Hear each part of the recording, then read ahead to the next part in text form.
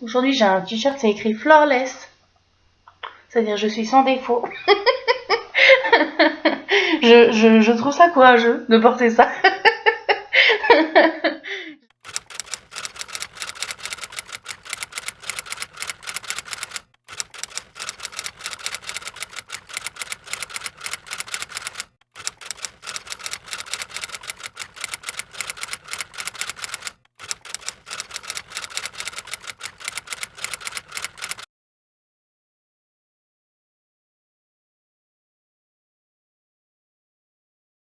Alors, cette vidéo, c'est le rendez-vous numéro 3 avec ma psy. Donc, c'était le 2 juin 2017 à 18h15 très exactement. Elle m'a dit de lire un livre de Michel Larrivet qui s'appelle La puissance des émotions. Et ça, vous pouvez aller le chercher. Franchement, c'est une source fiable. Ça, c'est une valeur sûre. Et en fait, c'est une description de toutes les émotions. Et aussi ce qu'on croit qu'est une émotion. Parce qu'il y a des choses où on dit ah, je ressens ça, mais non, c'est pas une émotion, ça, c'est autre chose. Donc déjà, elle différencie ça. Et après, dans chaque chapitre, elle dit qu'est-ce que c'est, les variétés qu'il peut y avoir. Parce que par exemple, dans la colère, il n'y a pas que de la colère. Il y a de l'agacement, par exemple. Et c'est important de savoir les nuances pour pouvoir se positionner. Et ensuite, bon, elle décrit comment pallier à ça, qu'est-ce que ça veut dire en fait, pourquoi il y a ces émotions qui surviennent, etc. Et ce bouquin, il m'a servi à comprendre, parce que moi, mes émotions, à ce stade-là, alors là, parfois même, je savais pas ce que je ressentais. Genre, il se passait des trucs en moi, mais j'étais là, je comprenais pas. J'étais en dissociation totale avec mes émotions, quoi. Et donc après, elle m'a aussi dit noter les pensées quand je me sens débordée et quand la crise arrive. Vu que je suis anxieuse en fait, j'arrive vite à mon quota limite. Donc du coup, il y a des journées où, généralement la semaine elle est remplie. Et parfois la semaine d'après, il n'y a rien du tout. Enfin voilà, ça dépend. Et quand je prévois pas mal de choses comme ça, je me sens vite en débordement. Franchement, je sais pas vraiment comment l'expliquer. En gros, j'ai plein de choses à faire, j'ai plein de choses à penser. C'est ah là il y a ça, ok, et là et ça et du coup je me sens comme envahie en fait. Je me sens envahie et j'arrive plus à me concentrer sur ce que je dois faire. Et je suis obligée de vraiment prendre chaque tâche l'une après l'autre. Genre bon ok, on verra. Donc pas ça. Donc ok ça. Donc on se concentre sur ça. Voilà. Et voilà, je suis très très dans mes émotions, mais je comprends pas trop ce qui se passe en fait. Parce que c'est pas non plus des trucs de ouf. Je veux dire, j'ai pas encore de travail. C'est juste, bon là, j'ai tel rendez-vous médical, puis ça, et là, il y aura ça, il faudrait que je fasse ça. C'est de la gestion de planning, quoi. Mais ouais, je suis vite, voilà, dans le débordement. Donc, il y a donc ça. Elle m'a demandé de noter mes pensées par rapport à ça. Et quand la crise arrive, j'ai parlé de ritualisation. Ce qui au départ était une réponse pour quelque chose de très fort quand j'ai commencé à faire ça. Après, j'ai pas encore vraiment identifié quand est-ce que mes crises ont commencé. J'ai une idée, en fait, début du lycée. Ouais, il s'est passé un truc. En fait, j'ai eu 2 années vraiment chargées émotionnellement parlant, en mode harcèlement, en mode je me suis fait niquer par des gars, des trucs comme ça. Et vu que je suis quelqu'un de, je suis pas juste sensible, je suis hyper sensible. Donc toutes les émotions, moi je me prends les claques quoi. Vous pouvez développer votre sensibilité, mais l'hypersensibilité, on naît avec. C'est soit vous l'avez, soit vous l'avez pas. Et ça aussi, je l'ai appris plus tard dans la thérapie. J'avais une idée de ça, mais je mettais pas des mots sur les choses. Là, j'ai des mots sur les choses, et c'est très important d'avoir les mots, je trouve. Parce que aussi, ça permet de se renseigner, voir qu'est-ce qui me concerne pas. D'un hypersensible à un autre, ça sera pas pareil, ça se joue pas sur les mêmes trucs et tout. Enfin, la psychologie, c'est compliqué, je l'ai déjà dit, et c'est ce qui fait que c'est hyper intéressant. Et pourquoi noter les pensées quand la crise arrive? Justement, s'il y a des crises, qu'est-ce qui les déclenche, quoi? Qu'est-ce qui fait qu'on en est là? Et voilà. Bon, j'ai des notes en fait de ce que j'ai écrit après. Et c'est des notes surtout liées à l'anxiété. En fait, ce qu'il faut savoir, et ça, je pense que je ferai une vidéo spéciale sur ça, c'est que j'étais en stage à cette période-là. Et c'était vraiment la merde. C'était vraiment, vraiment la merde. Je sais que j'ai des soucis. Je suis anxieuse. Et quand on est anxieux, on a tendance à... C'est pas de l'auto-sabotage, mais c'est comme si il y a certaines choses dans ma vie que je fais pour comme valider le fait que je vais pas y arriver. Voilà. Je me mets moi-même dans des situations inatteignables, des choses comme ça. Voilà. Ce qui se passe, c'est que c'est pas forcément mes pensées le problème. En fait, il y a mes pensées, parce que j'anticipe énormément. Parce que vu que je suis anxieuse, je suis pas anxieuse que sur des trucs que par rapport à moi, je suis anxieuse socialement. C'est-à-dire que c'est difficile pour moi de me connecter aux individus. D'ailleurs, les personnes avec qui j'arrive le mieux, c'est des personnes qui, de base, sont naturellement très sociables. Parce qu'elles font ressortir mes bons côtés, ma jovialité, mais voilà, c'est plus facile à leur contact. Et c'est pas de l'anticipation positive. C'est bien le problème. Ce serait positif, ce serait génial. Mais non, c'est pas ça. C'est généralement, ouais, ça peut se dérouler comme ça, comme ça, comme ça, comme ça. C'est comme des scénarios. Et les scénarios sont négatifs. Voilà. Et du coup, à force d'avoir ce genre d'idées dans la tête et tout, bah, j'ai comme l'impression que ça va mal se passer, donc j'annule. Là, en fait, il y a une situation qui est intéressante où en fait j'étais très très anxieuse parce que je devais dire à ma tutrice que il y avait des choses que je pourrais pas faire. En fait, ils sont partis avec une idée précise de ce qu'ils voulaient et moi je voulais leur montrer que si on faisait comme ça allait pas fonctionner en fait. Ce qui se passait dans ma tête c'était ça. Donc j'avais un rendez-vous avec elle. Donc j'étais dans mon lit, le matin je me réveille, je visualise un scénario de rendez-vous avec ma tutrice où je lui dis que je ferai pas, enfin voilà ce qu'il me demande de faire. Et donc là le scénario il continue comme ça et pour moi c'est ce que je vois. Hein. Évident, elle s'énerve, elle veut pas m'écouter, elle essaie quand même, mais c'est à l'encontre de ses enjeux. Alors elle ne me parle plus, me discrédite, me parle pas le reste du stage, dévalorise mon travail tout du long. Gros clash, mon rapport finit à la poubelle. Voilà, donc c'est des scénarios de ce qui potentiellement pourrait se passer. Et en plus, c'est possible. Hein. Enfin, voilà, en plus, vu comment ça se passait, c'était possible. Mais donc, souvent, je me remplis de scénarios de ce genre-là, de ce qui pourrait potentiellement se passer au regard d'une situation qui me fait extrêmement peur. C'est-à-dire que, bon, il y a des choses, ça va, je suis anxieuse vite fait, pardon. Mais là, non, là c'était quelque chose. En plus, le stage se passait déjà un petit peu pas super bien, ce qui, moi, me facilite pas pour être plus à l'aise. Voilà. Donc, ouais, c'était compliqué. Et donc, j'ai plein de visualisations comme ça. Et après, je mets, en fonction de ces trucs-là, je mets des comportements en place qui sont encore plus négatifs pour moi-même. C'est-à-dire que là, je fais une sorte de mini-analyse de ce qui se passe. Je dis que je visualise des situations envisageables qui m'effraient. Je deviens focalisée sur ça, mais je suis tellement focalisée que je pense plus qu'à ça. C'est-à-dire que moi, cette période-là, j'étais partie de chez mes parents, ça devait être bien. C'est-à-dire, j'avais un appartement, j'aurais pu me construire une petite vie là-bas. Parce que j'avais déménagé pour le stage, sinon ça allait être trop loin, ça allait être trop chiant. Donc j'ai fait ça, je vivais toute seule, j'aurais pu aller faire du sport, faire ci, faire ça, avoir une vie en dehors. Mais en fait j'étais tellement dans mon anxiété, j'étais tellement là-dedans que je ne pensais plus qu'à ça. J'arrivais absolument pas à me déconnecter, c'était horrible. J'y allais en mode, je suffoquais dans la voiture quoi. Parce que j'allais au travail la boule au ventre. Franchement, c'était horrible. C'était horrible. Et c'est une situation, je veux plus jamais la vivre. Plus jamais.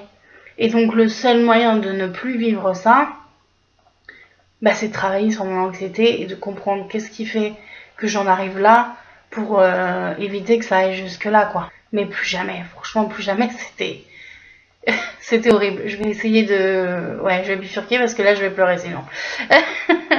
Voilà, voilà. Oui, c'est... Ma psy, à un moment, elle a parlé de traumatisme pour ce truc-là. Parce que vraiment, bah là, ça va bientôt faire 1 an que le stage, il est terminé. Et bon, maintenant, je suis plus active et tout. Mais franchement, au début, vrai loc. J'étais une vraie loc en sortant de là. Donc du coup, tout ça, ces scénarios envisageables, ça m'inhibe parce que j'ai peur. En fait, c'est la peur, hein. L'anxiété, c'est de la peur. Sauf que quand on utilise le mot peur, généralement c'est quelque chose de soudain, comme bon, en psychologie ils aiment bien ce truc. Il y a un ours qui arrive, bim, t'as peur, soit tu te figes, soit tu pars. Voilà, c'est ce qui se passe. Ça c'est de la peur, enfin ça peut même aller beaucoup plus loin que ça. Là c'est de l'anxiété. L'anxiété c'est sournois dans le sens où c'est constant. Ça veut dire que ça va pas être aussi fort que la peur, mais ça va être plus fort que du stress. Et c'est tout le temps là. C'est tout le temps là. Donc c'est compliqué parce que c'est tout le temps tout ce qui t'arrive dans ta vie est source d'angoisse en fait. Mais c'est pas de l'angoisse parce que l'angoisse ça va encore plus loin aussi. Mais c'est ça. C'est parfois j'ai des pics de début d'angoisse, puis ça redescend et je reviens à l'anxiété qui est plutôt stable, mais que du coup je suis toujours nourrie de ce sentiment. Qui est très difficile à vivre et c'est aussi, je pense, pour ça que j'ai autant besoin de souffler en mangeant. Parce que c'est un sentiment vraiment difficile à vivre. Imaginez que vous ayez peur au quotidien. Ben c'est ça en fait. Au bout d'un moment, c'est insupportable hein, en fait.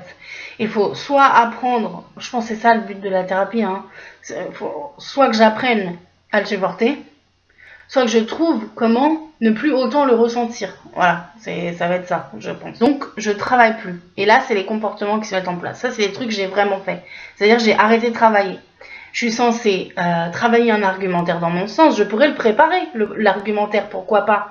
Et alors, ça sort pas naturellement de ma bouche, c'est pas grave. J'ai tellement peur que en fait, ça devient de la procrastination. Si on regarde, c'est ridicule. Tu te dis, mais alors attends, t'as peur qu'il se passe un truc, mais donc tu fais rien pour pallier, pour préparer afin que ça se produise peut-être moins. Où est la logique? Mais je pense sincèrement que la peur est tellement intense que j'arrive plus, ça me bloque.